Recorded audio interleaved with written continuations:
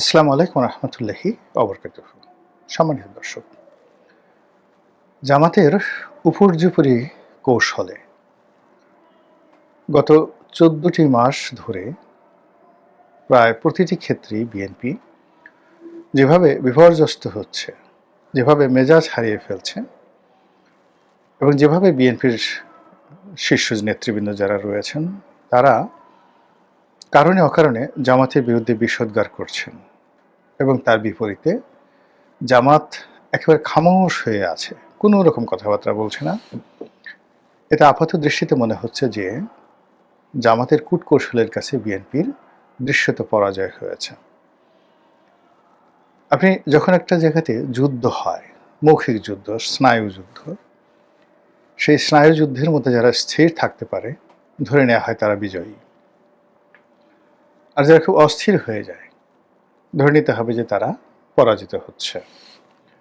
তো সেই দিক থেকে গত ১৪ বা ১৫ মাস ধরে আমরা সেই বিএনপি শীর্ষ পর্যায়ে যারা নেতৃবৃন্দ রয়েছেন, ইনক্লুডিং জনাব তারেক রহমান সাহেব, তারা সকলে মিলে জামাতের ব্যাপারে তাদের যে মতামত, জামাতের সঙ্গে ঐক্য করা না করা, জামাতকে বন্ধু ভাবা বা শত্রু ভাবা, আগামী দিনে জামাতকে কিভাবে মোকাবেলা করার জন্য কর্মকৌশল তৈরি করা হবে, সেই বিষয়গুলো নিয়ে অন্তত ১০ থেকে ১৫ বার তারা তাদের সিদ্ধান্ত পরিবর্তন করেছে।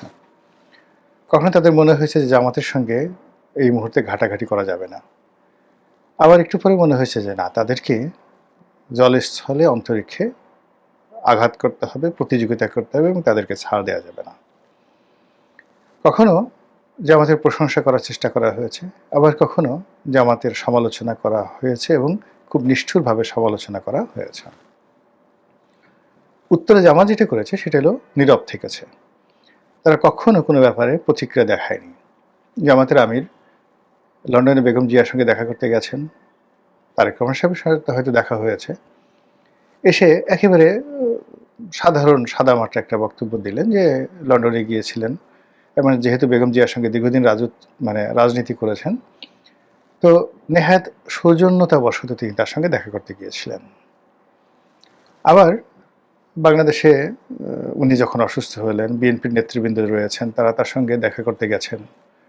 জামাতের অন্য যে সকল নেতৃবৃন্দ হাসপাতালে ভর্তি হয়েছেন তাদের সঙ্গেও বিএনপি নেতৃবৃন্দ দেখা করতে গেছেন। ইতিমধ্যে বেগম খালেদা জিয়া যখন হাসপাতালে ভর্তি হলেন, এভার কেয়ার হাসপাতালে, এখনও তিনি সেখানে আছেন, সেখানেও জামাতের নেতৃবৃন্দ গিয়েছেন। কিন্তু এই সকল দেখা সাক্ষাৎ মোলাকাতের মধ্যেও তাদের মধ্যে স্নায়ুযুদ্ধ থেমে থাকেনি। বিএনপি খুব ভালো করে বুঝতে পেরেছে যে জামাত এখানে ৩ থেকে ৪টি টিম তৈরি করেছে, A team, B team, C team. তো এই সকল টিম তারা তাদের পরিচয় গোপন রেখে, কেউ হয়তো ছাত্র সংগঠনের মধ্যে, কেউ হয়তো পেশাজীবী সংগঠনের মধ্যে, কেউ হয়তো সাংবাদিকদের মধ্যে এমনভাবে মিশে আছে যে কোনটা জামাত, কোনটা বিএনপি, কোনটা এনসিপি, কোনটা ইনকলাব মঞ্চ বা কোনটা অন্য যে পেশাজীবী সংগঠনগুলো রয়েছে, এটি তারা বুঝতে পারছে না। বিএনপি এও বুঝতে পারছে না যে আওয়ামী লীগের সঙ্গে ভারতের সঙ্গে জামাতের কেমন সম্পর্ক আছে। বিএনপি এও বুঝতে পারছে না যে ডক্টর মোহাম্মদ ইউনূসের সঙ্গে জামাতের এই মুহূর্তে কেমন সম্পর্ক যাচ্ছে, এনসিপির সাথে সম্পর্ক কেমন, সেনাবাহিনীর সাথে সম্পর্ক কেমন, তা নিয়েও বিএনপির মনে যথেষ্ট সন্দেহ নানা বেঁধে উঠেছে। এর ফলে কি হলো, প্রায় প্রতিদিনই বিএনপির যারা লোকজন রয়েছেন তারা মেজাজ হারাচ্ছেন। অন্যদিকে জামাত এখানে কিন্তু প্রতিক্রিয়া তারা দেখাচ্ছেন না, মানে রিয়াকশন দেখাচ্ছে না, কিন্তু অ্যাকশন দেখাচ্ছেন। এবং জামাতের একটার পর একটা অ্যাকশনে বিএনপি রীতিমতো তছনছ হয়ে যাচ্ছে। যেমন ধরুন, শিক্ষা প্রতিষ্ঠানগুলোতে জামাতি অ্যাকশন, সেই অ্যাকশনে প্রায় সব জায়গাতেই জামাত যে ভূমিধস বিজয় অর্জন করেছে, তার সঙ্গে বিএনপি গোহারা হেরেছে। এরপরে ধরুন, পেশাজীবী সংগঠন, প্রেস ক্লাব নির্বাচন, এরপর বিভিন্ন সংবাদপত্রের সম্পাদক থেকে শুরু করে সাংবাদিকদের যে অংশটা পত্রিকার খবর নিয়ন্ত্রণ করে, তো সেখানে নামকাওয়াস্তে বিএনপির লোকজন হয়তো আছে বা দাপট দেখাচ্ছে, কিন্তু পত্রিকাগুলো জামাতের ব্যাপারে যে ভূমিকা পালন করছে এটি বিএনপি সামাল দিতে পারছেন না। মিডিয়াতে একই অবস্থা, মানে যেখানে টেলিভিশন টক শো থেকে শুরু করে সব জায়গাতেই মানে জামাত তাদের চতুর্থ স্তরের যে নেতৃবৃন্দ রয়েছেন এবং নতুন নতুন মুখ, এদের নামও কেউ শুনেননি, এদেরকে ইতিপূর্বে দেখা যায়নি, তাদেরকে পাঠাচ্ছেন।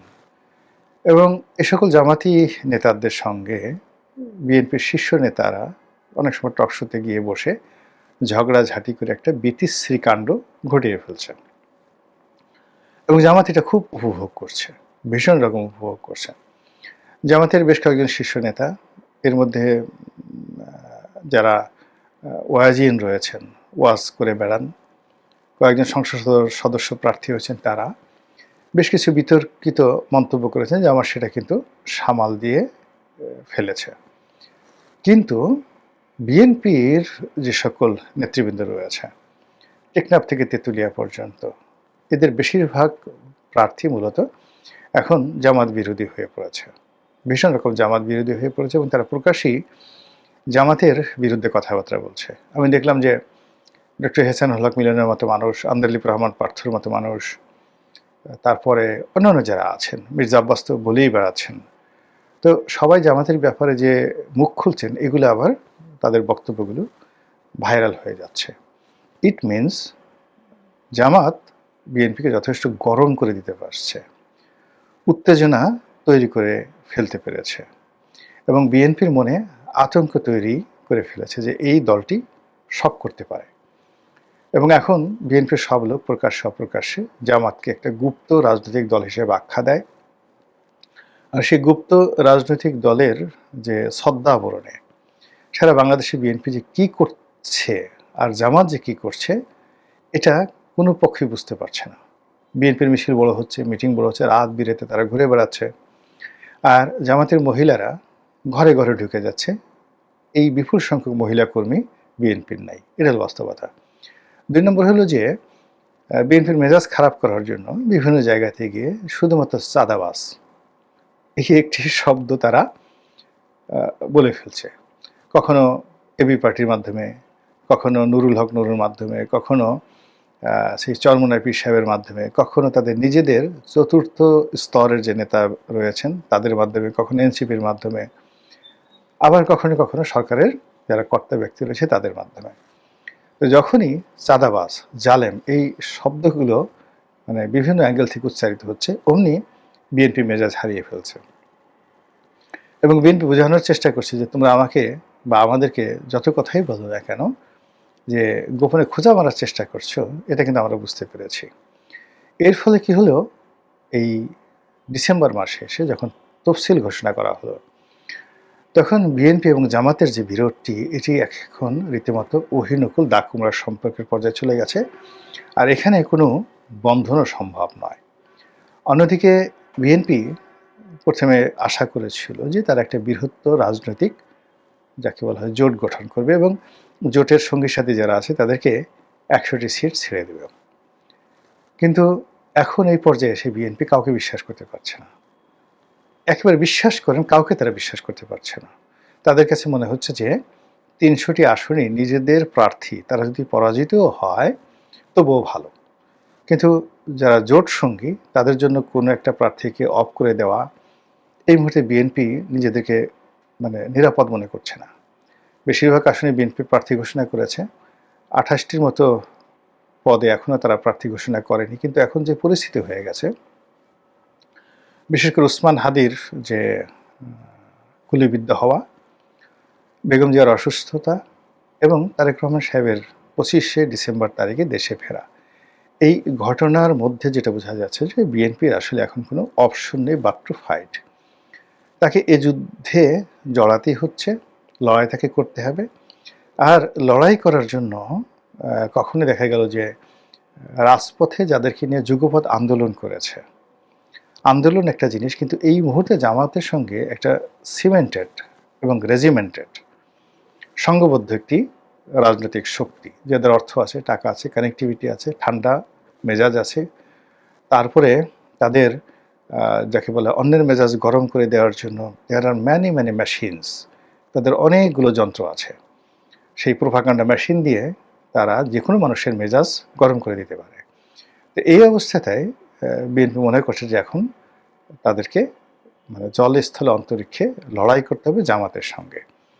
এবং এখন তারা খুব হাড়ে হাড়ে টের পাচ্ছে যে বিগত দিনে জামাতের সঙ্গে তাদের যে সম্পর্ক, সেই সম্পর্ককে ভিত্তি করে কিভাবে বিএনপি দুর্বল হয়েছে আর কিভাবে সেই সম্পর্ককে টিকিয়ে ব্যবহার করে জামাত শক্তিশালী হয়েছে।